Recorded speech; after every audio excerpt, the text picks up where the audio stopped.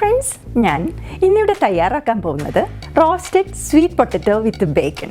ഇതിലേക്ക് വേണ്ട ചേരുവകൾ: ബേക്കൺ ചെറുതായി കട്ട് ചെയ്തത് 1 പൗണ്ട്, സ്വീറ്റ് പൊട്ടറ്റോ ചെറിയ ക്യൂബായിട്ട് കട്ട് ചെയ്തത് 3.5 കപ്പ്, കുരുമുളക് പൊടി. ചൂടായ ഫ്രൈങ് പാനിലോട്ട് നമ്മൾ കട്ട് ചെയ്ത് വെച്ചിരിക്കുന്ന ബേക്കൺ ഇട്ട് ഏകദേശം 5 മിനിറ്റോളം മീഡിയം ഫ്ലെയിമിൽ കുക്ക് ചെയ്യുക.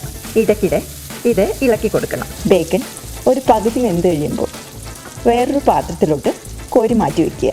അടുത്തതായി നമ്മൾ കട്ട് ചെയ്ത് വെച്ചിരിക്കുന്ന സ്വീറ്റ് പൊട്ടറ്റോ വേവിക്കണം. ഇതിനു വേണ്ടി ബേക്കൺ കുക്ക് ചെയ്ത സെയിം പാത്രത്തിലോട്ട് സ്വീറ്റ് പൊട്ടറ്റോ ഇട്ട് നന്നായിട്ട് ഇളക്കി അടച്ചു വെച്ച് 3 തൊട്ട് 5 മിനിറ്റോളം മീഡിയം ഫ്ലെയിമിൽ കുക്ക് ചെയ്യുക. ഇടയ്ക്കിടെ ഇളക്കി കൊടുക്കുക.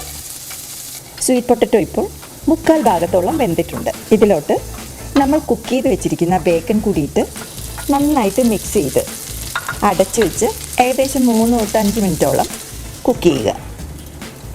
ഇടയ്ക്കിടെ ഇളക്കി കൊടുക്കുക. നമ്മുടെ സ്വീറ്റ് പൊട്ടറ്റോയും ബേക്കണും നന്നായിട്ട് വെന്തിട്ടുണ്ട്.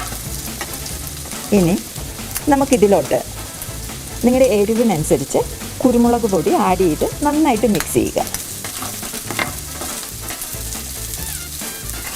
നമ്മുടെ റോസ്റ്റഡ് സ്വീറ്റ് പൊട്ടറ്റോ വിത്ത് ബേക്കൺ റെഡി ആയിട്ടുണ്ട്.